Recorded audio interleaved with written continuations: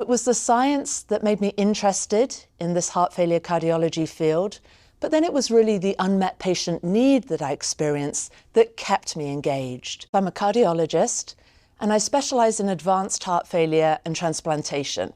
So that means for patients who have abnormalities of the heart muscle and the pumping function of their heart, including those who are recently diagnosed and are just starting to get onto medications, but also those who have the more advanced forms of heart failure and need a heart pump or even a heart transplantation.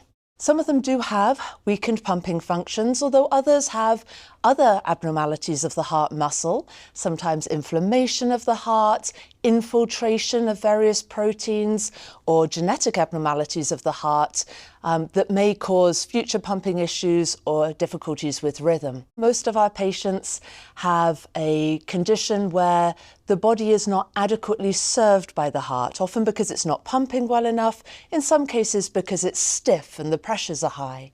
And this can manifest as fatigue doing activities, fluid buildup, and also shortness of breath. We're looking to partner on medications, sometimes devices, and occasionally even surgeries that will help them to feel better, stay out of hospital, do the activities they enjoy, and live longer too. Many patients with contemporary guideline-directed medical therapies, we can actually improve that pumping function. We don't just use medications though. We'll talk a lot about physical activity. And so for most patients, physical activity is an encouraged part of their treatment plan. We may talk about cardiac rehabilitation, or at least what activities could they be doing to increase their physical tolerance and strength levels, which is so important. We'll also talk about nutrition. For many of our patients, once we get onto these good therapies, sometimes using a cardiac device as well, such as a special type of pacemaker or a defibrillator, that we would usually be trying to stick with those therapies for the long term. Some of our patients getting onto these medications, unfortunately, does not stabilize them and does not have the desired improvement.